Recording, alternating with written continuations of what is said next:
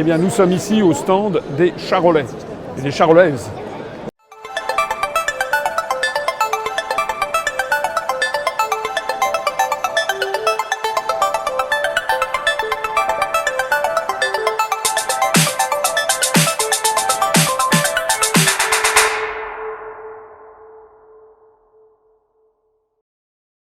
C'est qu'au sein de l'Union européenne, il y a quand même des pays qui sont un peu plus gérés de façon un peu plus raisonnable que la France, et en tout cas plus démocratique. Ce sont les pays du Nord. Oui. Que les eurosceptiques, que les européistes, appellent les five frugals, les 5 frugaux. Vous avez vu ça? L'Allemagne, numéro 1 en termes de contribution nette devant la France est numéro 2. L'Allemagne, l'Autriche, les Pays-Bas, la Suède et le Danemark, qui sont tous les pays de contributeurs nets, sauf la France, ont décidé pas un sou de plus. Oui. Il n'y a que la France de Macron qui dit non, il faut augmenter. Mais le problème de tout ça, vous le savez, c'est que tous les regards se tournent évidemment vers la PAC. Puisque la PAC, ça fait partie de ces espèces de... 375 milliards, 380, tout à fait. Donc comment vous voyez les choses ? Sans compter, alors tout le reste, sans compter, on n'a pas parlé... Le budget total, c'est une chose, mais combien à l'agricole, combien au rural ? Parce qu'on a un glissement de l'agricole vers le rural. Le rural, c'est la réflexion des clochers d'église, c'est du rural, c'est pas du tout agricole. Et là, comment vous voyez les choses ? Sans compter qu'il y a pour... Écoutez, de toute façon, en milieu autorisé, il est déjà moins de 10 depuis un an. Donc je ne vois pas comment on va rattraper ça. L'Allemagne, on aurait dû profiter du fait que Merkel s'en va. Il y avait peut-être se rapprocher autrement. Et là, donc pour l'instant, on avait entendu que c'est non, chacun y va de son côté. Donc... C'est pas, plus exactement, la France fait cadeau, pas cadeau de sa force nucléaire. Les neurochiffres, je ne sais pas ce qu'ils sont, parce qu'il y a quelques années, on entend dire que quand on prend l'argent dans la poche des contribuables destiné aux aides agricoles, sur 5 euros pris aux contribuables, il n'y a que 1 euro qui arrive dans la poche des agriculteurs. Tout le reste, c'est l'administratif. Alors, je ne sais pas si le rapport est encore le même. Moi, je garderais le souvenir que c'était 60%. Il y a une dizaine d'années. Je croyais que c'était 60% des dépenses de l'Union européenne, mais ça ne compte peut-être pas, en effet, les frais de structure. Celles qui sont destinées à l'agriculture. Ah oui. Sur 5 euros qu'on prend destinés, il n'y en a que 1 euro dans la poche. À un moment donné, ce que je disais, c'est que pour le consommateur européen, le budget agricole, c'est 9 euros par mois. D'accord ? On mettait 100 euros en tout, c'est-à-dire que c'est l'impôt qui est pris là-dessus, à 100 euros, à 9 euros par mois, il est sûr d'avoir une alimentation saine, loyale, et avec des prix rémunérateurs, mais ça a sauté, ça c'était nous. Mais saine et loyale, c'est toujours ça, parce qu'on a la meilleure alimentation du monde pour l'instant. Monsieur le secrétaire général, on est quand même face à une équation surdéterminée. Le départ des Britanniques, 84 milliards d'euros, il manque. Madame von der Leyen, elle décide d'augmenter de façon colossale le budget en voulant créer la lutte contre le réchauffement climatique, 110 milliards d'euros en plus pour faire des éoliennes un peu partout. Ecoskim et compagnie. Voilà. Donc beaucoup plus d'argent pour le budget. Troisièmement, l'Albanie, la Macédoine du Nord qui vont entrer. Vous savez que Macron s'y est opposé, les Américains ont tapé du poing sur la table, Macron s'y oppose plus. Il y a 6 États qui vont entrer dans l'Union européenne. Et ils y viennent pas pour, ils y viennent pour avoir l'argent. Il y a des dates de prévues pour ça ? C'est ça. Écoutez, la Commission a dit que c'était une priorité absolue. L'expérience a montré qu'il fallait... Ceux qui étaient les premiers à vouloir rentrer, c'était la Turquie à un moment donné. Oui, et la Turquie c'est un cas un petit peu particulier pour des raisons géopolitiques, parce que c'est les États-Unis qui sont derrière. En tout cas, le discours de Bush en 2001 à l'université de Varsovie sur les pays de l'Est, ils sont entrés en 2005, 4 ans après. Donc il n'est pas exclu que l'Albanie, la Macédoine du Nord, entrent dans 4 ans. Et la Bosnie-Herzégovine et le Kosovo, etc. Il y en a 6. Ils viennent là pour siphonner du pognon. C'est pas pour en apporter. Ils vont donner ça, ils recevront ça. Ça fait le 3e point. 4e point, vous avez vu qu'il y a les 6 principaux pays contributeurs de l'Union européenne. France, Pays-Bas, Suède, Autriche, Danemark. Sur les 6, il y en a 5 que les européistes appellent les five frugals, qui ne veulent plus mettre un iota de plus. Il n'y a que la France qui dit oui, on va dépenser plus. Donc vous avez budget sans augmentation, augmentation des dépenses et baisse des recettes. Ça veut dire que tout le monde se tourne vers quoi ? La politique agricole commune. C'est-à-dire qu'on est parti dans le fait que la France, elle est en train de partir dans un truc où elle va dépenser beaucoup plus pour recevoir encore moins. Mais donc, revenir au grand sujet du moment, le cadrage budgétaire 2021-2027, que la France soit amenée à dépenser beaucoup plus d'argent pour recevoir beaucoup moins, et notamment à s'attaquer à la PAC. Vous en pensez quoi? Je pense que le combat n'est pas fini. Le combat, il est lié à une chose. Si je peux faire à peine de politique fiction. Angela, elle a besoin de consommateurs. Et notamment de consommateurs pour acheter ses BM, ses Porsche, et puis... Dont une partie est fabriquée au Royaume-Uni, hein, sous forme de pièces détachées. Donc ils ne peuvent pas sanctionner le Royaume-Uni. Mais il n'y a pas que le Royaume-Uni. Non, je dis ça parce que ceux qui veulent qui rêvent de sanctionner... Il y a l'Amérique latine. Et l'Amérique latine, c'est le Mercosur. Et par rapport à ça, elle est dans une logique attentiste. Elle remettra un peu au paquet si elle a des ouvertures. Moi, je l'ai dit à un certain moment, j'ai dit, mais c'est clair comme c'est clair comme de l'eau de roche pour moi. C'est que l'Allemagne attend paisiblement les choses pour pouvoir se positionner en disant, on vole au secours de la politique agricole, mais on nous ouvre des marchés pour notre industrie. Comme ça depuis 50 ans, ils ne vont pas changer un truc qui gagne. Et là, pour la France, vous considérez que l'Europe, ça nous fait gagner? Moi, pour la France, je considère que l'Europe doit nous aider dans la modernisation d'un certain nombre de choses, que les paysans doivent se prendre en main sur des constructions de filières et des stratégies gagnant-gagnant, où on est le pays du luxe et on a des intérêts à développer une agriculture de haute qualité. Et sur les aspects de la PAC, ce qu'on mettra dans des plans régionaux qui auront du sens sur la modernisation et l'évolution des pratiques agricoles, ça sera tout bénéfique par rapport à l'agribashing, par rapport à toutes ces choses-là. Voilà. Après l'agribashing, moi je le dis, faut pas non plus qu'on l'entretienne,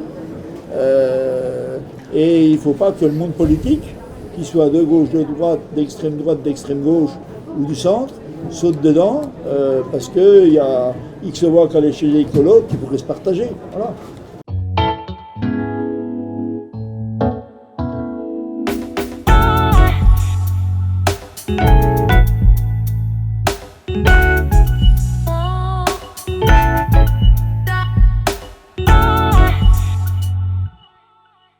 Et puis là, ce que je pense profondément, c'est que l'affaire du Brexit c'est décisif du point de vue de l'histoire. Parce que la construction européenne, elle était fondée comme la construction du socialisme sur l'idée que il y avait une espèce de flèche du temps, qu'on ne pouvait plus jamais revenir en arrière. C'était la théorie marxiste-léniniste pour la construction du socialisme. Dans les traités européens, il y a marqué une union sans cesse plus étroite. Et ce que viennent de faire les Britanniques, c'est ce qu'ont fait les Hongrois quand ils ont coupé le mur, le rideau de fer en avril 1989 entre la Hongrie et l'Autriche. Ils viennent de montrer qu'on peut faire machine arrière. Et moi, je vois sur le terrain beaucoup de gens maintenant qui s'intéressent à ce qui se passe au Royaume-Uni. Ça fait quand même maintenant 4 ans qu'on promet l'apocalypse, et l'apocalypse, elle n'est pas là. Et donc non seulement l'apocalypse n'est pas là, mais mieux encore, Boris Johnson est en train de redonner à tout un peuple sa fierté, son sens de la liberté, son enthousiasme. On ne redressera jamais, l'expérience historique a montré, on ne redresse jamais un pays comme un individu en l'humiliant et en lui disant tout le temps qu'il a tort et qu'il n'est pas.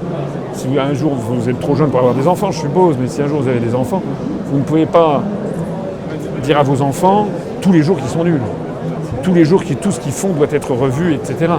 Et le peuple français, c'est comme un enfant, il a ses spécificités, il a 1500 ans d'histoire. On ne peut pas dire que tout ce qu'il a fait dans tous les domaines est à revoir, est à jeter au chien. C'est pas possible. On ne peut pas redresser un peuple sur l'autodétestation. Et ça, fondamentalement, la construction européenne, elle est fondée là-dessus. Depuis le Brexit, les choses changent en ce moment. Il y a de plus en plus de gens, même là, je le vois, des gens, des agriculteurs. Je suis là depuis 10 ans, 12 ans. Au début, personne ne me connaissait.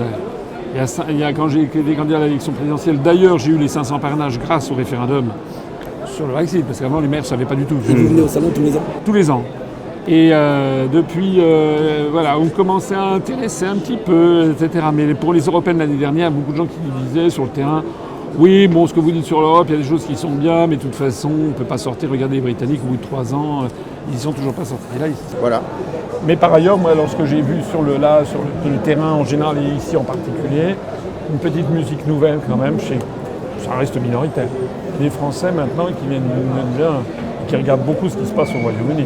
On leur a promis l'apocalypse depuis 3 ans, ils constatent qu'il n'y a pas d'apocalypse, ils entendent, Boris Johnson il augmente de 6,2% le SMIC, il met 35 milliards d'euros sur les hôpitaux, il rafle 12 milliards d'euros qui versent en moins à l'Union européenne, c'est nous qui allons payer. Les gens ils sont pas cons. Hein. Oui. Pour le monde agricole, le monde agricole qui a voté fortement le Brexit en Angleterre, aujourd'hui est tout à fait dans la même vision des choses. Et ça commence à générer des inquiétudes. Parce que la fin de la PAC, ok, mais qu'est-ce qu'ils mettent, qu'est-ce qu'ils ont à la Vous place? avez vu ce qu'il a dit? Boris Johnson a dit qu'il verserait des subventions directement au lieu qu'elles transitent par Bruxelles. Nous, dans le programme que moi j'avais présenté, quand on sort de l'UE, nous on verse directement. D'ailleurs, il n'y a pas les 2-3 ans, il n'y a pas les 2-3 ans de décalage pour raison de cadastre et CSA, parce que les subventions aux agriculteurs dites européennes sont payées avec 2-3 ans de retard. C'est vrai ou c'est pas vrai? Si, c'est vrai. Et en plus, Boris Johnson a dit maintenant on va favoriser l'agriculture familiale, l'agriculture de terroir, l'agriculture bio. C'est exactement ce que voudraient les Français. Ça qu'a décidé Boris Johnson pour les agriculteurs, vous avez vu? Non, j'ai pas vu ça. Versement des aides directement aux agriculteurs. Évidemment, parce qu'ils ne vont pas à Mais transiger. il n'a plus la cour en transition, mais tout à fait. Ce que nous, on propose. Nous, on sort de l'Union européenne, on verse directement. Ce qui, au passage, fait des versements beaucoup plus rapides, puisqu'il y a eu des délais invraisemblables, je ne sais pas où on en est, mais à cause de l'affaire des cadastres, la réforme des cadastres. 3 ans. Ça a été soldé 3 ans après. C'est un scandale. Donc, versement direct. Deuxièmement, il veut favoriser les petites exploitations, l'agriculture bio, les terroirs. C'est-à-dire ce que demande en fait le consommateur britannique comme le consommateur français. Oui, ça, ce qui n'est pas possible dans le cadre de l'Union européenne. Puisque nous, vous connaissez des articles qui nous imposent une agriculture hyper productiviste. Pour le reste, alors ça concerne l'agriculture, mais pour le reste, vous avez vu, augmentation de 6,2% du SMIC. Oui. Le SMIC vient de passer au-dessus du SMIC français. Nous, on est complètement coincés. Il a décidé de commencer à revenir, de supprimer des sanctions contre la Russie qui étaient imposées par l'UE. Des sanctions contre la Russie qui nous font du mal et qui font du mal à l'agriculture d'ailleurs. Oui. D'ailleurs, les producteurs de porc, ils ont vu arriver maintenant la viande de porc de Pologne, oui. Alors qu'avant, elle allait vers la Russie. Oui. Le marché au cadran, là, je ne sais plus où. Nos aventures ukrainiennes nous coûtent cher. Quoi. Et puis Poutine, lui, il a poussé son agriculture et maintenant il envoie. Et puis il fait du blé. Il a envoyé il y a 3 ans du blé à Barcelone par bateau, en faisant le tour, à 70 € tonnes. Il n'y en a pas un qui est capable en France, même les plus excités de chez nous, à faire ce prix-là. Et du bon, mais pas. Boris Johnson, il décide aussi de renationaliser une compagnie de chemin de fer qui avait été privatisée par Margaret Thatcher, alors que nous, on fait l'inverse, nous, on est sous contrainte européenne, donc on est en train de démanteler l'EDF, la SNCF, etc. Boris Johnson a lancé des grands programmes, il va créer 10 ports francs. Il a lancé, alors je ne suis pas là, je ne suis pas l'ambassadeur du Royaume-Uni, d'ailleurs, au passage, l'ambassadeur du Royaume-Uni en France, c'est l'ancien directeur du cabinet de David Cameron. On l'a invité 3-4 fois, jamais. En fait, il combat son propre gouvernement. Enfin, c'est des histoires de dingue, hein, parce que le clivage politique qui est en train d'apparaître avec cette affaire, celui que j'ai toujours dit, et on en avait déjà parlé à ce stand-là, et l'affaire du Brexit est en train vraiment de changer la donne. Je vous assure, sur le terrain, c'est très très intéressant de voir. Ça va montrer à tout le monde si c'est faisable ou pas. Et si c'est faisable, ça fout tout le bordel. Ah là. Il y a un verrou mental qui est en train de sauter. Ça ouvre une fenêtre de tir. Et nous, on avait proposé dans le programme aux agriculteurs de garantir un revenu minimal pour les agriculteurs, protéger l'agriculture française. Vous avez vu ce qui se passe au Royaume-Uni? Depuis 3 semaines, on sent qu'il y a quand même un peu de flottement quand même. Du flottement? Oui. Vous appelez ça du flottement? Moi, je m'attendais, on nous avait promis depuis 4 ans ou 5 ans l'apocalypse, toutes les 10 minutes. Il n'y a pas eu d'apocalypse. Boris Johnson a décidé d'augmenter le SMIC de 6,2%, ce qui va relancer la consommation. Il a décidé de mettre 35 milliards d'euros par an de plus sur les hôpitaux publics, ce qui permet de résoudre le problème des hôpitaux publics. En France, on en aurait bien besoin. Ils étaient loin de notre niveau en termes de standards de santé quand même. Oui, enfin, vous avez vu, vous êtes allé dans les services d'urgence ensemble en France? Ils étaient très loin de nous sur ces domaines-là. Hein. Moi, il y a quantité de citoyens britanniques qui venaient chez nous pour avoir la qualité et la gratuité des soins. Hein. Bah, les soins sont gratuits quand même au Royaume-Uni et l'espérance de vie n'est pas si mauvaise. Boris Johnson a décidé, pour les subventions agricoles, comme il ne passe plus par l'Europe, de les verser directement aux agriculteurs, au même niveau qu'avant. Mais en plus de ça, de favoriser l'agriculture bio, l'agriculture traditionnelle, l'agriculture des terroirs, ce que les consommateurs britanniques plébiscitent au Royaume-Uni comme en France. Boris Johnson a décidé de revenir sur les sanctions contre la Russie. Tout ça, c'est imposé par l'UE. Boris Johnson a décidé de créer 10 ports francs. Il a décidé de créer un pont monumental entre l'Écosse et l'Irlande du Nord. Il a décidé de lancer un grand projet de construction de TGV. C'est un pays qui redémarre dans tous les sens. Il vient de lancer un plan de 236 millions de livres sterling contre les sans-abri. C'est un pays qui redémarre dans tous les sens. Moi, je vais vous dire, vous me connaissez, depuis quelques semaines, je vous assure que sur le terrain, les Français, ils écoutent et regardent ce qui se passe.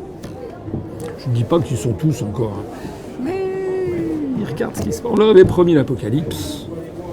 Ils se sont dit, tiens, l'apocalypse n'a pas eu lieu. C'est vrai. Ah ben, je dis non, il n'y a pas de bombe atomique qui est tombée. Mais c'était comme ça que c'était prévu. Le FMI nous avait expliqué, vous vous rappelez, ils avaient dit que dans les jours suivant le vrai vote du référendum, il y aurait des dizaines de milliers de gens de la City qui traverseraient le Channel et même Macron avait dit on leur dressera le tapis rouge. Il n'y a pas eu une personne qui est partie. Les investissements se portent très bien au Royaume-Uni.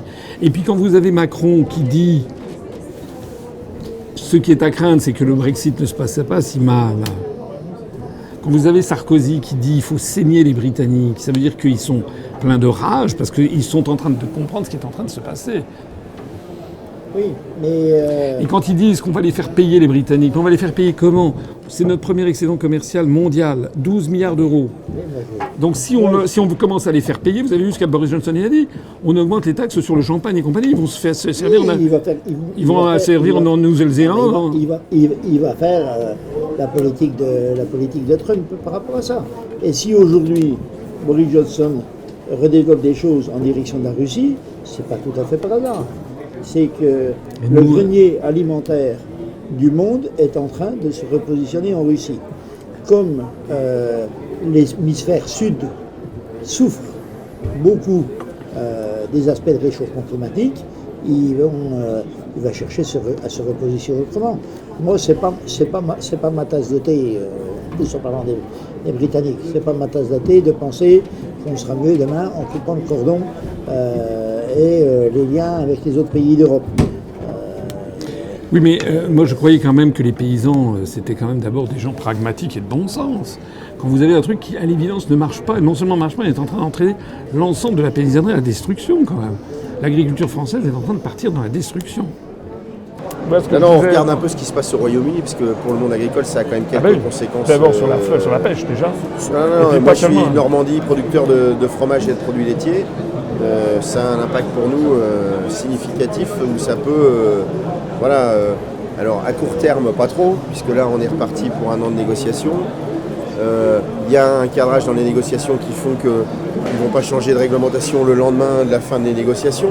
Mais le risque, c'est une dérive à moyen terme, avec petit à petit un changement de règles hygiène, etc. et l'établissement au fil du temps de barrières douanières non tarifaires. Le risque, il est là. Dans le cadre de l'OMC, quand même. Oui. Enfin, sur les fromages, dans le cadre de l'OMC, on peut faire pas mal de choses. On a quand même vu et la France, régulièrement des barrières se placer. Contrairement à ce que l'on pense, la France n'est pas en si bonne position puisqu'on a un excédent commercial géant. C'est notre premier excédent commercial. Non, mais pour le coup, je sais que le monde agricole a beaucoup réagi à un certain nombre d'accords. Voilà. Pour autant, on est un pays exportateur. Donc, 12 milliards, c'est notre plus gros excédent commercial. L'enjeu pour nous, c'est d'avoir des accords commerciaux et des accords commerciaux qui respectent l'agriculture. Mais ce n'est pas de refuser les accords commerciaux, c'est d'avoir des accords commerciaux qui nous permettent de faire du développement agricole. La France, avec le Royaume-Uni, c'est notre premier excédent commercial. On vend 32 milliards d'euros chaque année, on en achète 20. C'est-à-dire que c'est le premier excédent, 12 milliards d'euros, alors devant Singapour où c'est 5,8. Notre deuxième excédent est moitié moins. Ça veut dire que si J'ai entendu Sarkozy qui dit qu'il faut saigner les Anglais, mais on ne saigne pas d'un premier client. Parce que si vous avez vu ce qu'a dit Boris Johnson, si vous commencez à nous emmerder, on met des taxes comme a fait Trump sur les vins, et puis ils ont acheté du vin, du mousseux ou des trucs comme ça, en Nouvelle-Zélande, en Australie, en Afrique du Sud. Mais sur tous les marchés, moi-même, sur mon élevage de porc, une grande partie, pas des animaux, hein, des pièces sont vendues sur le marché anglais. Ben oui. Et pourquoi mon élevage? Parce que depuis longtemps, les Anglais étaient très sensibles au bien-être animal. Oui. Et avec ce que j'ai fait depuis très longtemps déjà sur le bien-être animal, la façon que j'ai d'élever mes animaux les intéresse. Et donc là, moi-même, je me dis, mais peut-être que dans 6 mois, ça va s'arrêter, quoi. Vous avez intérêt à ce que ça ne s'arrête pas. Bah oui. Ah oui. Donc, mais il y a par exemple les entreprises allemandes, vous savez, dans l'automobile, il y a énormément d'entreprises. Non seulement c'est un des très gros débouchés pour BMW, pour Mercedes au Royaume-Uni, mais il y a des pièces détachées qui sont fabriquées au Royaume-Uni. C'est du commerce intra-entreprise. Donc Mme Merkel, vous savez que c'est un des fleurons de l'industrie allemande. Elle est sous la pression de ses propres industriels qui disent qu'il ne faut pas sanctionner Britannique, sinon on se tire dans le pied. On n'a pas beaucoup de moyens. Pas beaucoup de moyens sur l'affaire.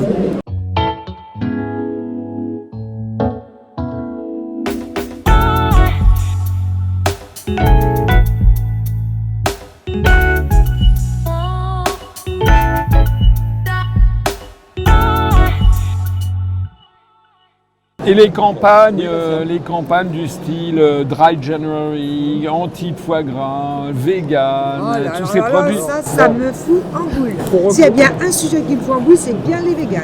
Alors là, je ne supporte pas. Franchement, je supporte des choses, j'entends, j'ai du mal à leur sein, je ne peux pas supporter. Et dès qu'ils font une manif, on fait une contre-manif avec un barbecue, on envoie toute la fumée de nos saucisses sous les véganes. Alors moi je les ai vus à Ancenis devant un abattoir de volaille, on est allé le soir, ils faisaient une veillée funèbre, donc ils étaient assis tous par terre, ils se tenaient par la main et ils priaient. Et alors il y en a une qui a daigné venir nous parler, parce que moi j'aime bien quand même dialoguer, et elle disait bah oui, alors la charcuterie, la viande rouge, ça amène le cancer colorectal du foie. Je ne suis pas scientifique, je ne suis pas capable de dire si oui ou si non. Mais par contre, j'ai là, dans votre groupe, il y en a la moitié avec une cigarette, mais ça c'est pas dangereux. Elle me dit ah non, c'est du végétal. C'est pour dire comment. C'était de la bœuf, c'était du bio. Ah non mais là, non mais là on est rendu loin. Et vous du Gers, qu'est-ce que vous pensez sur le foie gras? Parce que c'est menacé quand même. Oui, non, mais C'est nous, en c'est fait, notre gastronomie, notre culture, notre tradition. on fait de la résistance, parce que moi je dis, quand on me pose la question sur l'agribashing, j'appelle d'ailleurs ça agri-dénigrement, parce que il y en a tous les termes d'anglicisme, il y en a marre. Voilà. Et quand on me dit notre problème c'est l'agribashing, non, je dis mon problème c'est le revenu. Si je gagne ma vie, de toute façon j'ai assez après d'intelligence pour me les sortir du tout. Mais par contre, ce qu'on fait là, c'est une goutte d'eau.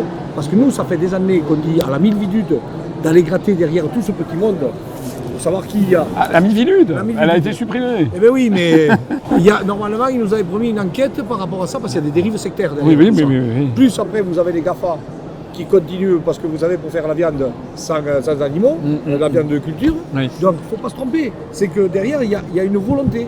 Ils ont ces extrémistes, ces fous là, et y compris ceux qui rentrent dans les élevages. Mais nous, dans les élevages, de toute façon, maintenant, il faut alors dans les Landes, le patron d'L214, ils l'ont coffré il y a 1 an et demi. Il était rentré du salle de gavage pour filmer, ils ont entendu du bruit, les mecs, ils l'ont foutu à la chambre froide, le mec n'est pas en route. Porté plainte. Pour comment dire, problème sanitaire, il n'avait rien à foutre là-dedans, il n'est toujours pas jugé. Ah, j'ai cru qu'il était toujours dans la chambre. C'est des voyous. Il a eu la chance qu'ils ne foutent pas la force Élysée. Parce qu'un jour, ça finira comme fusil, ça. Mais le problème, le paysan, il est foutu s'il fait ça, quoi. Et derrière, on vous dit, mais non, il ne faut pas. Alors, attendez.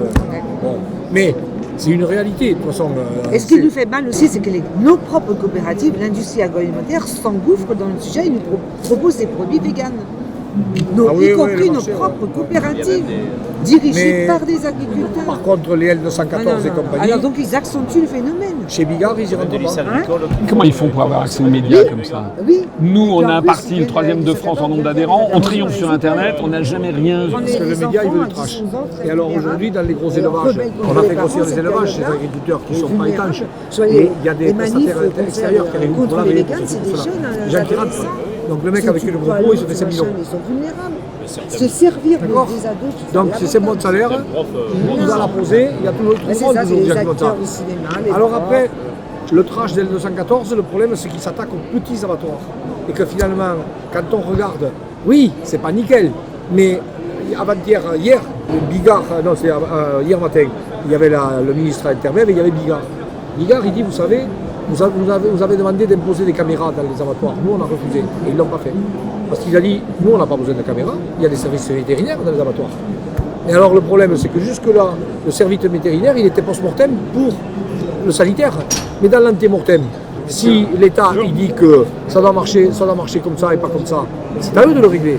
Quand vous avez un petit abattoir chez nous à Moléon-Lichard qui fait la Eid el-Kébir, parce que, ben oui, il y a un marché tout d'un coup. Au lieu de tuer 1000 agneaux par semaine, on en tue 3000. Le tueur, il devient fou. Donc à un moment donné, on voit bien que oui, ça va pas. Mais est-ce que c'est la faute du tueur ou est-ce que c'est la faute du système? C'est le système, c'est tout. Et comme disait Bigard, la mort, c'est pas joli à filmer. Mais il y a des normes. Alors, où on est dans les normes, avec l'étourdissement qu'on a accepté et tout, on n'y est pas. Et dans le halal, et dans le kasher. Vous avez vu un taureau d'une tonne quand on le passe au kasher? Pas joli dans la cage. Filmer les abattoirs, c'est comme si on filmait les personnes dans les maisons de retraite, sachant qu'elles en fin de vie, dans les soins palliatifs. Oui, il faut comparer les animaux aux humains, mais on ne met pas des caméras dans les maisons de retraite pour voir si j'ai envie de mourir. Alors, pourquoi on en met dans les abattoirs? Ils en avaient mis. Pas la mort, quoi. Voilà, mais ils en avaient mis. Ils avaient voulu faire un essai, mais ils n'ont pas fait. Non, parce que bon, il faut que l'État assume ces réalités. Moi, quand on venait ici sur le stade, des fois, mais vous vous rendez compte, les vaches sont toutes sur Caillebotti. Ouais. J'ai dit, moi j'ai 63 ans. Quand j'ai fait mon BTS, c'était le zéro grazing, c'était le terme américain. Si la vache ne va pas à l'herbe, elle hervira la vache. C'est ce qu'on a fait. Nous, on a fait pour ça. Pourquoi? Parce qu'il faut faire du lait après ou de la viande ou des choses à bas prix. Mais j'ai dit, c'était le folle encore. Circuler, aller voir le folle.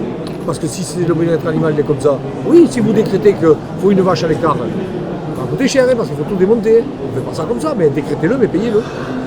Donc en fait, les agriculteurs doivent développer eux aussi leur lobbying. Il y a un nouveau lobbying quand même, justement, pour dénoncer l'agri-bashing.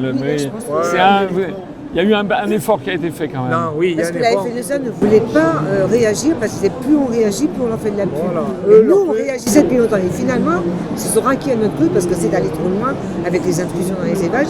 Et ils sont arrivés parce que Greenpeace a fait une carte de France avec tous les élevages, soi-disant industriels, qui classent. Et donc ça tombe beaucoup chez des patrons à FNSA, y compris Mme Lambert. Il y a eu une intrusion chez elle. Donc là, forcément, la FNSA... Intrusion.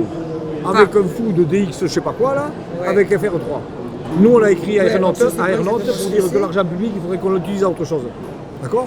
On veut bien qu'on fasse certaines choses, mais là, avec de l'argent public, ils n'en étaient pas à leur premier coup, donc ils arrivent avec des caméras d'FR3 pour entrer dans l'élevage. Oui, je comprends bien que c'était une opération de communication. Oui.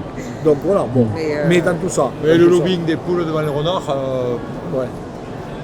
c'est sympathique, mais je ne sais pas si la société veut un apaisement de cette relation. Non, je ne le crois pas.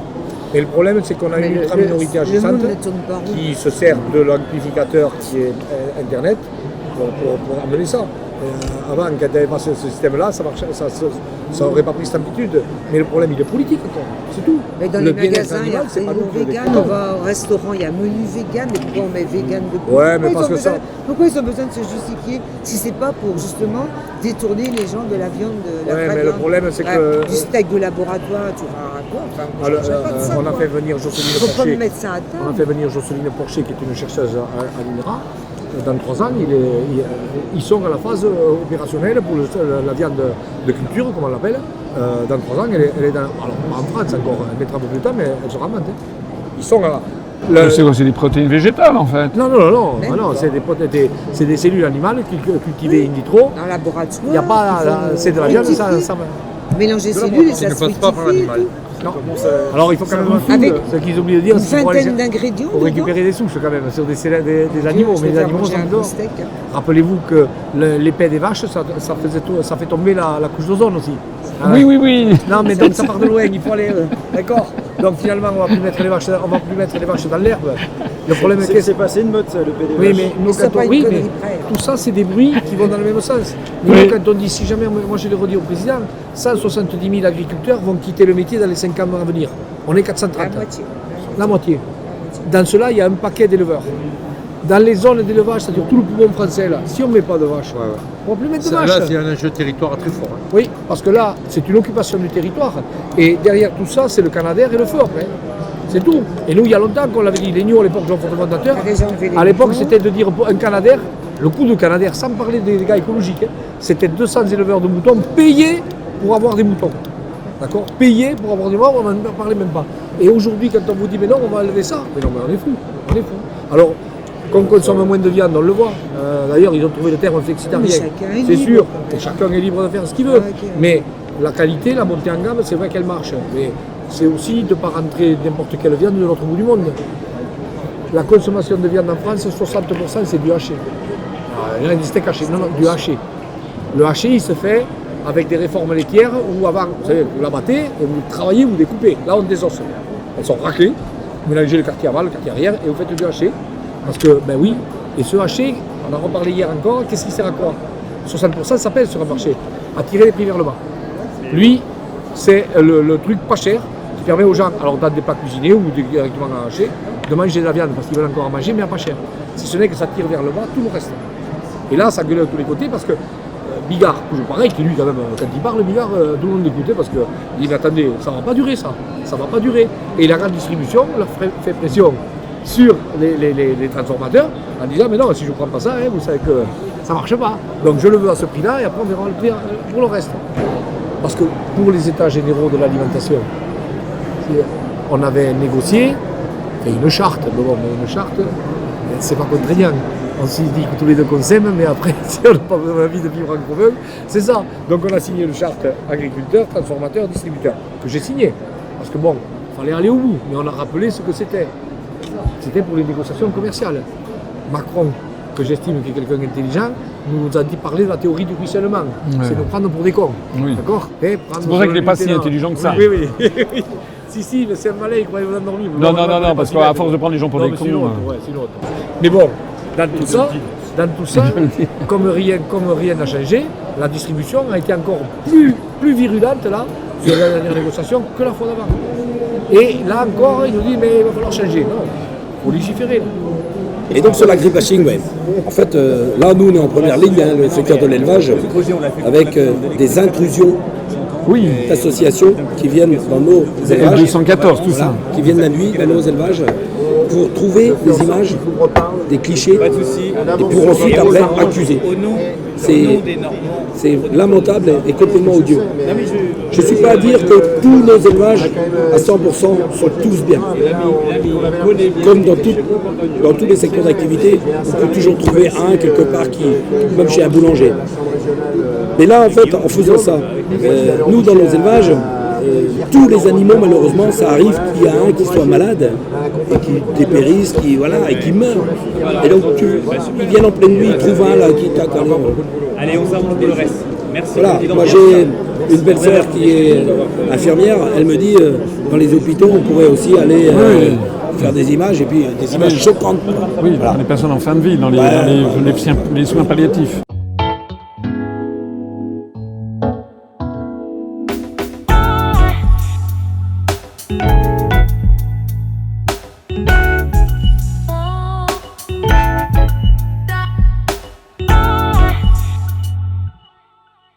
C'est toujours pareil, on arrive même à parler avec Greenpeace, vous vous rendez compte, avec Greenpeace. Parce que je suis allé les voir, parce que eux d'un côté ils gueulent qu'il y a la déforestation de l'Amazon, et nous on regarde parce que finalement on reçoit le soja transgénique, et donc d'un côté on a des points de convergence, comme dit Macron.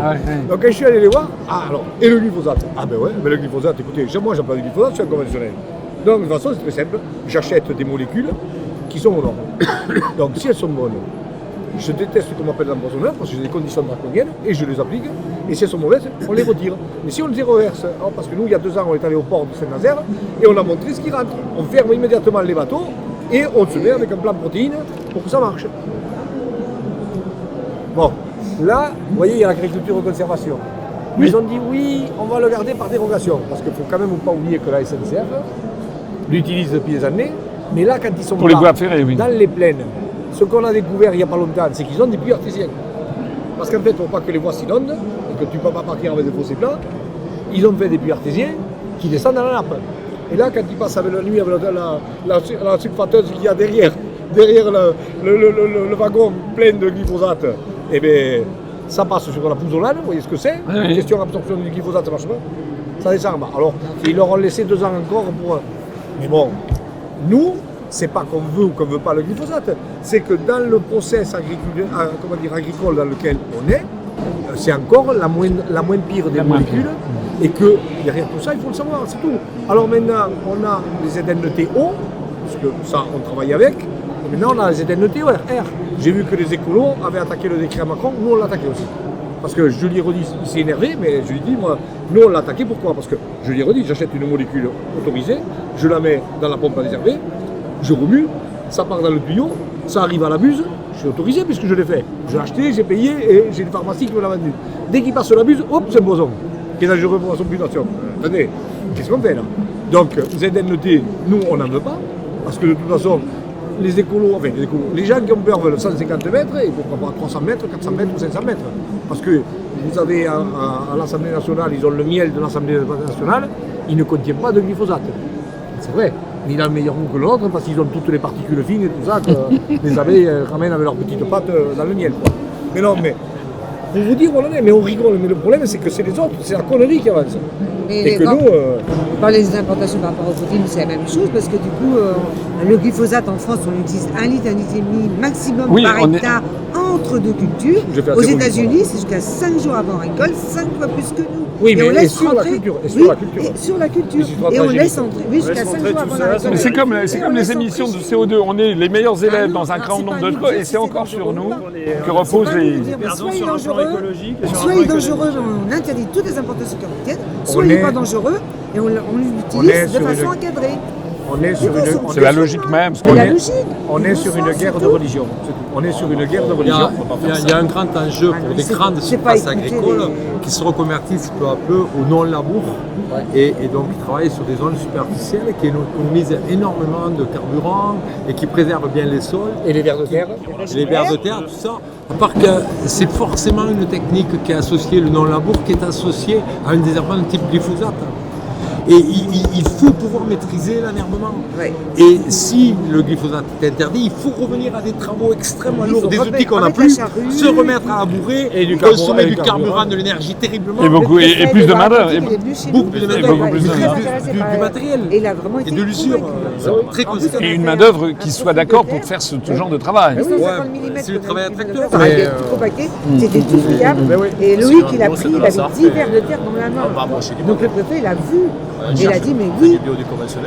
On lui a dit, mais ça, il faut le. Cette année, nous, on est du sud-ouest et on est passé avec ils sont de la terre arrondissement du Gers. On a eu la mousson d'été et la mousson d'hiver. C'est-à-dire qu'à un moment donné, on s'est passé presque 6 mois de sécheresse. Moi, je suis arrivé au mois d'octobre. On avait préparé nickel, fait du faux semis, mais il n'y avait rien qui avait poussé. L'an dernier, moi j'avais semé justement à ce moment-là, derrière on sème, impossible de maîtriser, tellement ça avait poussé après les saloperies, impossible. Cette année, j'ai dit, bon, on va attendre un peu, on s'est tapé 400 mm en 2 mois. On retrouve du bon temps au mois de janvier, parce qu'il y a eu une fenêtre de tir. Si j'avais pas fait du glyphosate là, j'ai pas touché mon sol, j'ai foutu 0,8 avec un peu d'azote dedans là, pour que ça fasse un peu plus d'effet. Derrière, on a semé. Le glyphosate, l'agribashing dont tout le monde parle. Le glypho, moi j'ai expliqué au bureau de la FNSEA, c'était avant tout la guerre contre Monsanto, et que le glypho était un produit de chez Monsanto au départ. Après il a été copié, il a été... mais au départ c'est... l'herbicide il a été produit par Monsanto. Après, la problématique, c'est l'utilisation systématique. Et l'utilisation systématique, elle n'a pas forcément lieu en France. Elle a lieu aux États-Unis, enfin sur le continent américain, où les gens mettent des produits génétiquement modifiés. Et donc, comme il y a une résistance au glypho, ils passent un goût de glypho. La plante qu'ils veulent, elle continue à pousser, les autres, elles crèvent. Mais ça, c'est pas notre agriculture chez nous. Et il y a une manipulation mentale qui, pour moi, est là. C'est qu'on n'a pas été foutu d'expliquer les choses. Alors qu'après, le monde paysan doit se situer dans un monde de modernisme. Le modernisme, c'était la chimie à un moment donné. Le modernisme de demain, ça sera combiné plusieurs actions, où la chimie sera une petite partie. Et moi, je ne dis pas qu'il faut un monde sans phyto, je dis qu'il faut un monde avec moins de phyto, et plus d'intelligence, et plus d'éléments de référent pour pouvoir faire du travail dans les champs. Et je le dis aux viticulteurs, qui se plaignent d'avoir du chaud, des sols arides, s'ils avaient des sols enherbés, et travailler ces sols enherbés protégerait contre les formes de réchauffement climatique qu'amènent de l'aridité dans leur secteur. Voilà. Moi je pense que dans les pratiques, on est capable à terme de se passer de cet herbicide. Mais est-ce qu'il faut se passer de cet herbicide? Si on se passe de cet herbicide, il y aura d'autres matières actives qui seront utilisées. Est-ce que ces autres matières actives, elles auront plus ou moins d'impact sur la santé des consommateurs? Je n'en sais rien. Il y a eu plein de pisseurs volontaires. Là. Vous avez vu là. Bon, on n'avait rien contre les pisseurs volontaires. Mais c'est bizarre que quand c'est des écolos qui sont pisseurs volontaires, on retrouve du glyphosate. Quand c'est des paysans qui sont pisseurs volontaires, on n'en retrouve pas. Et on a retrouvé du glyphosate sur les couches pour bébés, les serviettes hygiéniques, toutes ces choses-là. Cherchez les vrais. Et facile à comprendre. Le coton, on n'en produit pas beaucoup en France, je crois, qui rentre dans les textures de ce type de produits manufacturés. C'est des plantes qui sont génétiquement modifiées, donc on met du glyphosate, donc on le retrouve. Et c'est jamais la France qui l'a utilisé dans ce cadre-là. Donc c'est là où je dis manipulation mentale. Et la manipulation mentale, il faut beaucoup s'en méfier. Sur les phytosanitaires, par exemple, globalement, pas que le glyphosate, c'est très clair. On est en train de trouver les moyens de produire avec une réduction de l'usage des phytosanitaires. Mais de là à dire que demain on va tous passer en bio, c'est pas possible. C'est pas possible. Par contre, on développe le bio. On développe le bio, c'est très clair. Et sérieux, et bien même, même en Bretagne, voilà, dans toutes les productions. Donc voilà, donc sur les phytos, il faut rentrer dans ces idées. Tout comme les antibiotiques et l'élevage. Il y a 10-15 ans, certains élevages, comme le porc, la volaille, on utilisait beaucoup d'antibiotiques pour élever les animaux. Beaucoup. Et là, on s'est dit, à un moment donné, c'est plus possible. Et on a enclenché une dynamique pour réduire. En 5 ans, entre 2013 et 2018, on a réduit dans la filière porcine de 53% la consommation d'antibiotiques en élevage. 53%. Voilà. Par contre, ça ne peut pas se faire comme ça, quoi. En se levant le matin, il faut tout adapter notre... Voilà, quoi. Comme en bio, ça ne peut pas se faire comme ça non plus. Il faut, voilà. Donc, et aujourd'hui, le phyto, voilà, on va y aller. Alors maintenant, le sujet du glyphosate, ce qu'il faut... C'est peut-être un peu technique, mais en fait, là, Macron dit on interdit tout.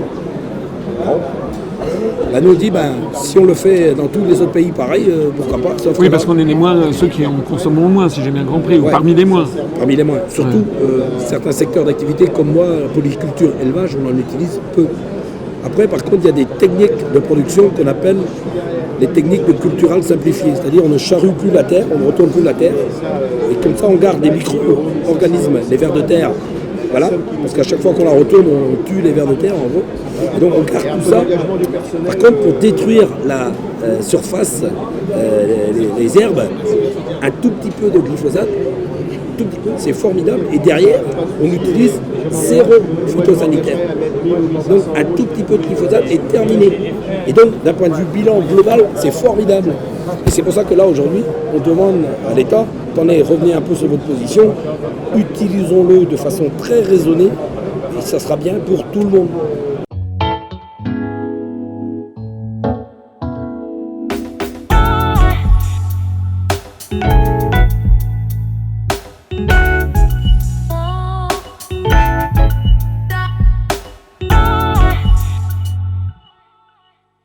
Moi, je voulais vous parler de ce qui est en train de se tramer pour l'agriculture, avec le budget 2021-2027, parce qu'on a quand même, en gros, le Brexit, ça fait un manque à gagner de 12 milliards d'euros par an, Parce que là, d'un seul coup, les médias découvrent qu'il y a des pays contributeurs nets à l'Union européenne. Dont on est. Et donc, chaque année, l'Angleterre donnait 12 milliards d'euros de plus. L'Angleterre donnait 12 milliards d'euros de plus, on les a plus. Il y a donc 84 milliards d'euros à trouver. Deuxièmement, Madame von der Leyen, la Commission européenne a décidé d'augmenter le budget de l'Europe pour faire des programmes pharaoniques de construction d'éoliennes, de lutte contre le réchauffement. Green Deal. Voilà. Pour le plus grand profit, évidemment, du green business. Mais là-dedans, elle annonce 110 milliards d'euros par an, mais on ne sait même pas sur quoi, pourquoi. Alors même que la France est le pays, de tous les pays développés, le moins émetteur de CO2. Avec ses centrales nucléaires, bien sûr. Elle dit que c'est de l'investissement, pas des dépenses. Oui, c'est dément. Qu'est-ce que pensent vos ouailles de tout ça? Le monde agricole, qu'est-ce qu'ils pensent de l'Union européenne? Il est toujours sous la même mentalité des années 70. Il en croyait que c'est les subventions européennes qui donnent de l'argent. Ils ont commencé à comprendre. On n'est plus le temps de Chirac quand même. On voit bien que les choses ont changé. Là, on voit bien les budgets. Voilà. Donc, et c'est notre argent. En plus. On lâche des sommes folles de plus en plus. C'est ça le truc. Donc, les agriculteurs sont un peu inquiets sur les sujets européens. Là. Un peu inquiets quand même. Comment vous voyez l'affaire de la pêche? L'affaire de la pêche, on a été sur le principe de quotas, qui ont quelque part été voulus par les mouvements environnementaux pour garder une ressource halieutique. Une ressource. Moi, je pense que ça, c'est une pomme de discorde qu'on va avoir d'ici peu de temps, parce que les sources de protéines, il faudra qu'elles soient de plus en plus variées, à la fois animales, végétales, mais aussi piscicoles par rapport à ça. Et c'est un vrai sujet. Nous, on a trouvé un marché pour la viande de cheval qui était décriée beaucoup sur le marché français parce que les gens n'avaient pas une habitude de consommation, à part les peuples qui venaient, notamment les Polonais et tout ça, le nord de la France consomme du cheval. Pour le poisson. Voilà. Et là, on a trouvé des marchés, notamment au Japon, parce que les protéines contenues dans le cheval sont assez similaires aux protéines qui étaient contenues dans le thon rouge. Et comme il y a des restrictions de pêche sur le thon, voilà. Après moi, ce que je sais, c'est que on va sûrement vers des choses compliquées dans ce domaine-là. Moi, je ne sais pas si vous connaissiez les gens du comité des pêches de Bretagne. On travaille avec quelqu'un que j'ai fait intervenir d'ailleurs devant les agriculteurs chez nous sur comment ils allaient travailler sur leur aspect organisation, filière, rénovation des bateaux. Parce que si on veut arriver à des objectifs, et là l'Europe, malgré tout ce qu'on peut dire sur elle, elle peut avoir un rôle. Si on veut arriver à des objectifs qualitatifs, au niveau donc de l'environnement par l'agriculture, c'est par une modernisation avant tout des process. Vous avez vu l'entrée de la Macédoine du Nord et de l'Albanie. Il y a maintenant 6 États qui vont entrer dans l'Union européenne. On était monté à 27, à 28, puis 27 avec le départ des Britanniques. Maintenant, ça va être 33. C'est confetti, mais c'est des États, oui, c'est vrai. Et puis ils sont là, attendez. Un taux de chômage qui est entre 15 et 30%. Et puis l'Albanie, c'est le règne des mafias, des détournements de fonds, des trafics de drogue, des trafics d'êtres humains. Pour rentrer, ils ne sont pas rentrés. Non, Oui, mais attendez, Macron. La Commission européenne a dit que c'était une priorité absolue. Macron a dit. Macron s'y était opposé, mais elle a été. On a déjà rentré dans Il y en a d'autres loups. Hein. Il y en a même d'ailleurs, tiens, vous nous parlerez des loups aussi.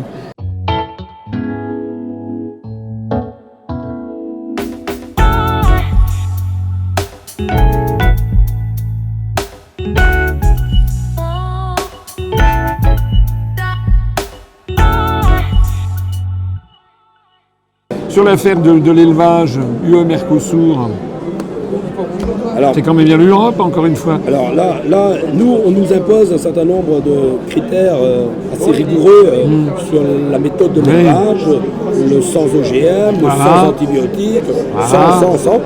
Bon, on peut s'adapter, nous. que ça se fait. Voilà, on fait. Et en même temps que nous en avons de l'argent, si on accepte de faire rentrer du Mercosur là, À moins 30%, 90 000 tonnes. Alors vous faites quoi? Ah ben non, mais là on s'énerve, très clairement quand même. On s'énerve là-dessus. J'espère. Ah bah oui, on a dit à Macron là-dessus, c'est bon, c'est bon.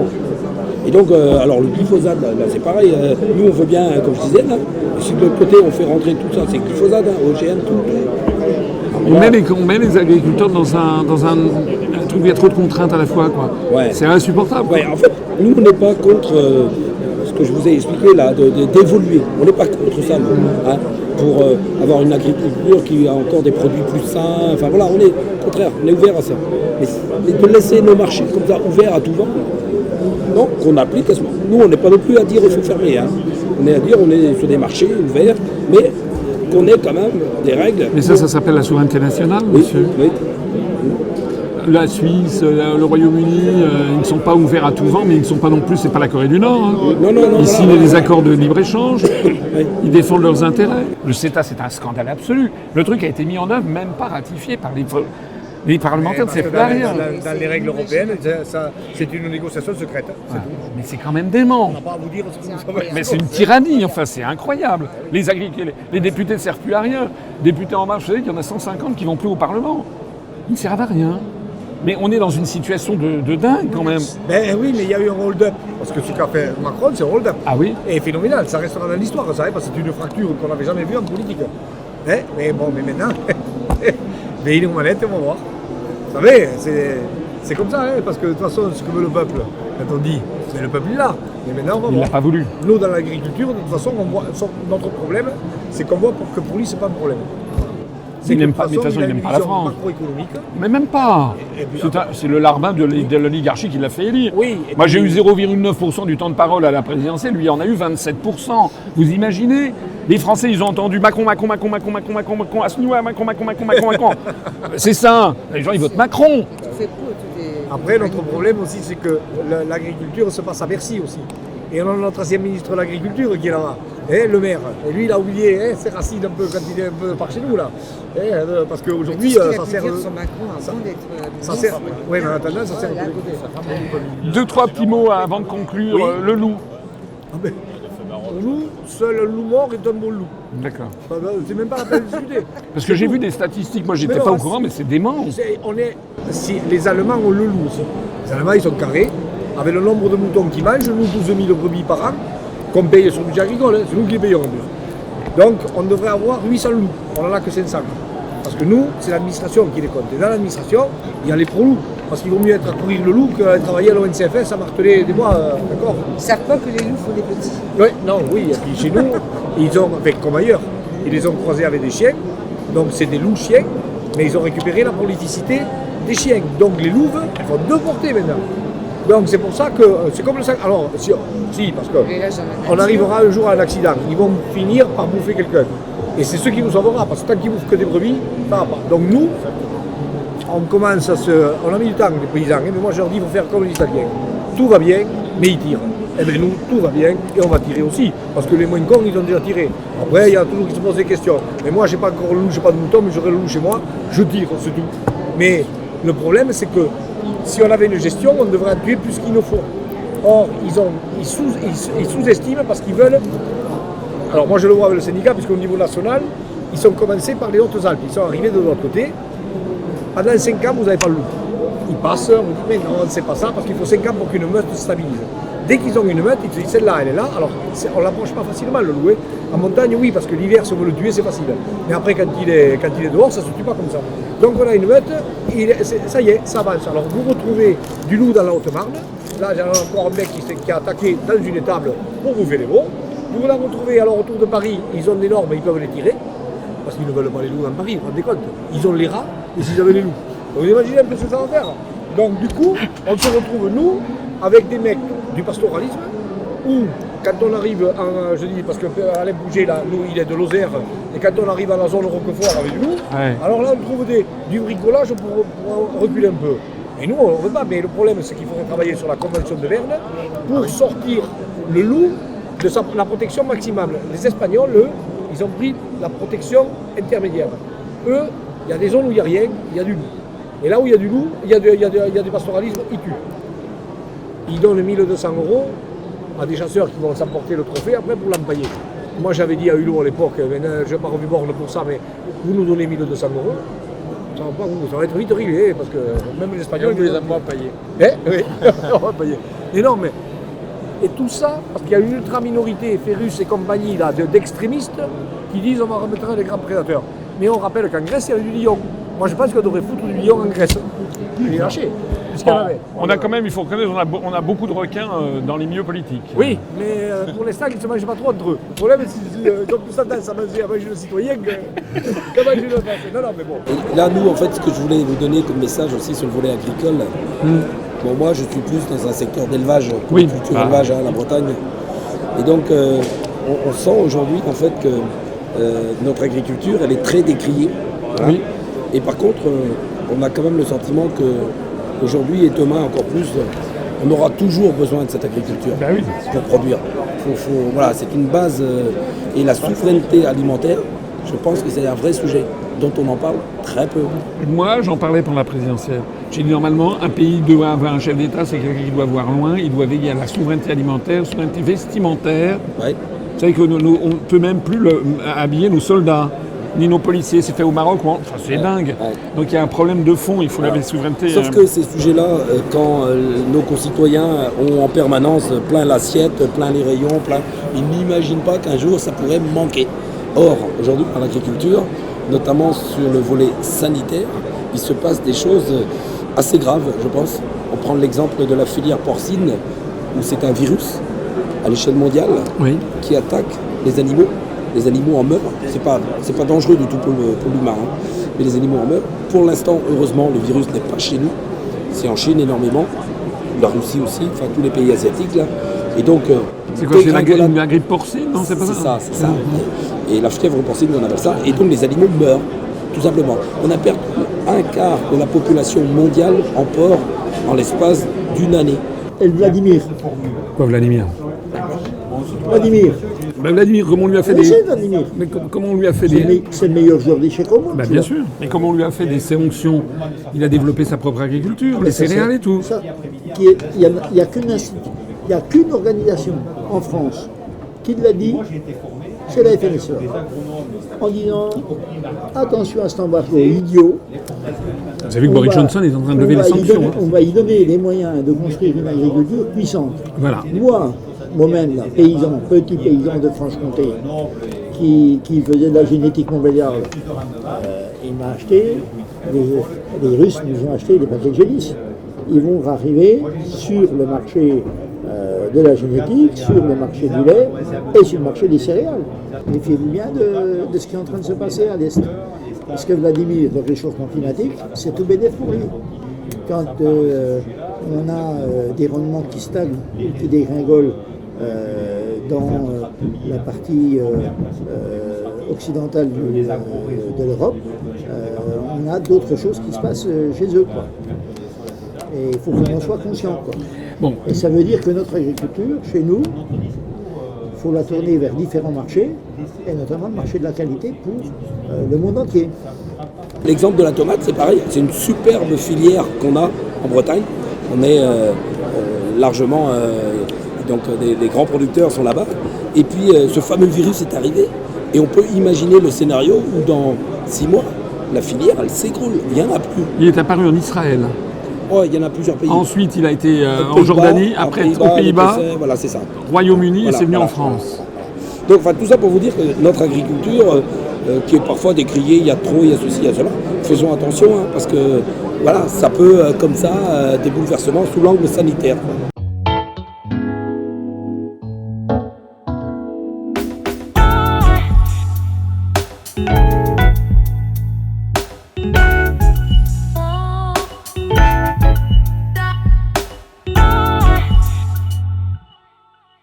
Et c'est un métier de savoir-faire et de transmission, parce qu'aujourd'hui, dans les 170 000 qui vont partir, dans l'élevage, quand vous fermez l'élevage, vous ne le roulerez pas. Alors aujourd'hui, il y a les chiffres qui vous trompent, c'est on vous dit « Ah mais oui, mais on installe encore ». Quand j'installe 1 sur un demi-hectare en périurbanité pour faire du maraîchage, c'est 1. Et quand j'ai une exploitation de 200 hectares avec 100 vaches à reprendre, c'est 1 aussi. D'accord? Et là, quand on regarde en macroéconomie les chiffres, on se dit ah oui, très bien. Et quand on regarde en micro, c'est plus du tout la même chose. Et derrière tout ça, c'est que les paysans, on a creusé notre propre trou. C'est-à-dire qu'à force de grossir, il y a des grosses exploitations céréalières qui sont intransmissibles. Si vous avez 5 millions d'euros, il vaut mieux que vous achetez la terre aujourd'hui. Vous l'achetez, on est parmi encore les plus basses d'Europe. Vous ferez une plus-value tranquille en vous mettant un fermier dessus pour qu'il vous paye les frais. Si vous n'avez pas besoin de cet argent, vous voulez le poser. Et il vaut mieux faire ça que d'aller faire un investissement immobilier. Parce que le jour où vous la revendrez, personne ne vous emmerdera. Votre investissement immobilier en 30 ans vous dira qu'il n'est pas aux normes. Il y aura des frais à y faire dessus. Et voilà. Et c'est pour ça que là, il y a un paquet de monde qui regarde maintenant. Et il y a ça aussi qui se joue. Parce que là, après, on vous dit, il y a la SAFER. Les innocents vont à la SAFER, les intelligents montent les sociétés. Et puis, le Chinois de l'Indre, dans l'Indre-et-Loire, là, lui, il ne s'est pas posé de questions. Et le capital, il sera repris, c'est pas un souci. Oui. Et chez nous, les paysans, ils gueulaient, moi, c'était il y a 2 ans. J'ai été convoqué à l'Assemblée Générale et les gens avaient ça, là, ils gueulaient. Ouais, Bernard, c'est une honte. Regarde les terres, le Chinois. Le mec, je le vois, j'ai dit, il y a un mec qui est mon âge. J'ai dit, le Chinois, de la terre à 4 000, il a mis 12 000. Qu'est-ce que vous faites? Je vends. Mais j'ai dit, putain, ne me posez pas la question, puisque vous voulez vendre. J'ai dit, c'est qui le problème? C'est le Chinois ou c'est le prix du blé? Pour moi, c'est le prix du blé. Parce que si on avait le prix du blé au prix normal, le Chinois, il ne s'approcherait pas. C'est aussi le fait qu'on autorise les Chinois d'acheter la terre. Eh oui, mais le Chinois, il l'a dit ouvertement à la télé. Mais monsieur Asselineau, chez moi, la terre appartient à l'État. Je peux au pire la louer ici. Je l'achète. Donc voilà, non, ça c'est l'ouverture asymétrique des marchés. Oui. C'est la libre circulation des mouvements de capitaux dans un sens. Mais les Chinois, mais les Indiens, tous les pays d'Asie du Sud-Est, eux, ils contrôlent l'entrée et la sortie des capitaux. Oui. Donc, eux, ils ont acheté une centaine de châteaux dans le Beaujolais, ils ont acheté des terres en Indre-et-Loire, dans la Beauce, mais allez, achetez-vous des terres d'un grand jardin de thé chinois, le Longjingcha, près de Hangzhou, ben vous verrez. Ils vous diront non, c'est impossible. Ils n'apporteront pas, mais le problème, c'est comme c'est des mecs. C'est un sens unique. C'est une valeur. Pareil pour le Qatar, l'Arabie Saoudite. Oui, mais ils n'apporteront pas, et quand ça devient une valeur financière de spéculation, on perd la valeur nourricière. Voilà. D'accord? Mais c'est dramatique si on veut que des jeunes agriculteurs s'installent il y a la maîtrise du foncier. On ne doit pas nous déposséder de nos terres. Nous, agriculteurs, il faut qu'on soit propriétaires le plus possible. Il y a une réforme des fonciers, et comment il s'appelle, Dominique Potier, socialiste, là, qui parle de la terre est un bien commun. Nous, on a signé, mais en disant est un bien commun sur une base de propriété privée. Bien commun, oui. Et d'ailleurs, nous, on appelle ça exploiter un bon père de famille. C'est-à-dire qu'il faut la rendre au mieux que ce qu'on a pris, d'accord? Mais sur la base de la propriété. J'ai dit le colcon, c'est pas pour nous. Hein. Ils rigolaient après. Mais rappelez-vous, avec ces notions, on leur donne des aides. Les gens sur l'extérieur. Finalement, on est chez nous. Oui, non, vous n'êtes pas chez nous. Vous êtes chez nous. Il y a un respect. Mais ce qui est grave, c'est que la FNSEA va dans ce sens. Elle ne conteste pas du tout que des investisseurs viennent acheter des non, mais terres. ce sont des. Alors, si c'est pas rentable pour nous, pourquoi c'est rentable pour nous? La SAFER, elle promène des investisseurs, parce qu'ils disent, mais on a des investisseurs, autant qu'on s'en occupe. Là, c'est le premier outil de travail, la terre. C'est notre premier outil de travail. Qu'on fasse de l'élevage, qu'on fasse que des céréales, c'est notre premier outil. Bon, mais écoutez, qu'est-ce que je peux vous dire Mais c'est surtout que ça dégrade. Et la première. Vous savez, toute chose naît, vit et meurt. Là, on est en train de descendre et on gratte le carrelage de la piscine. C'est pour ça qu'il va y avoir un changement. Non, voilà. C'est pour ça qu'il y a 20 ans qu'on le dit. Mais là, suicide. Voilà. On nous assassine. Et l'avantage, c'est que quand même, il y a des jeunes qui arrivent, il y a la moitié est non issue du monde agricole, je veux dire, et qui ont les antennes déployées. On ne peut pas avancer en regardant le rétroviseur, mais là, il faudrait que le coronavirus, il bloque la France un mois. Que tout d'un coup, il n'y a pas tous les yaourts qu'on veut, qu'il n'y ait pas tout. Là, tout le monde va faire comme ça, chacun va y aller, ça va vider les terres et les trucs, on va se dire, ah, et ouais. Et bien si on a nos producteurs et nous, on nous dirait, mais nous, on produit même pas 60% de ce qu'on a besoin. Et bien dès qu'on a mangé 60%, le 40%, vous pouvez le faire. Hein. Voilà. Il n'y a plus aucune réflexion stratégique au niveau de l'État et on dépense, on dit quand vous pensez par exemple que sur la réforme budgétaire, là, je reviens au budget de l'Union européenne, Macron, comme ça, va sur un coin de table décider de dépenser des milliards, des dizaines de milliards d'euros Alors qu'au même moment, et ça ne concerne pas que l'agriculture, la France, elle est subclaquante dans tous les domaines. Les hôpitaux, les commissariats de police, les gendarmeries, la défense, l'éducation nationale, les routes. C'est pas vrai, sur les commissariats de police, quand on regarde les séries, c'est si clair. Les routes, l'état des routes, Ah oui, l'état oui. des ponts et des tunnels. Ah non, oh. Il y a 7% qui menacent ruine. Le mec est passé chez nous, il avait trop de poids. Il n'y a plus d'argent pour nettoyer. Non mais c'est vrai ou c'est Mais pas non, vrai? je déconne, bien sûr. On ne peut pas continuer, donc On je a suis été d'accord avec vous. agrandi, Là, oui. Et heureusement qu'on a été agrandi à un moment parce qu'on vit encore sur la quille. Mais ça, Oui, on mais vit. il y a un moment à partir On vit duquel... au-dessus de nos moyens, on ne fait pas les bons. On ne fait pas du investissements, choix. On n'a pas de vision globale à Écoutez, à vous moyen vous rendez et compte, long on s'est terme. quand même ponctionné Surtout au la moins gestion- 10, peut-être si ça trouve 15 ou La 16 maison, c'est la milliards C'est la d'euros. gestion à la petite semaine, la gestion à la petite C'est comme si je vous piquais sans que vous vous en rendiez compte, je sais pas, dans 300 ou 500 euros par mois. Et que vous en rendiez pas compte, mais au bout du compte, vous dépensez moins. On est dans un système de taux de croissance Oui, mais très après- faible. Oui. On Après, est parce qu'on n'a constamment pas les dans un... moyens de consommer. On ne donne pas d'argent, il n'y a pas de consommateurs. Donc comme il n'y a pas de consommateurs, les gens n'embauchent pas. Vous pourrez prendre tous les allègements de charges possibles. Ouais. Un patron ne va pas embaucher du personnel s'il n'a pas de clients. En plus, on a une monnaie qui est beaucoup trop surévaluée. On a la même monnaie que l'Allemagne. Même nous, Et puis- on a un vivier d'emploi sur nos exploitations. On serait tous prêts à embaucher quelqu'un à plein temps ou à mi-temps. On a du travail par-dessus la tête, mais on ne peut pas les payer.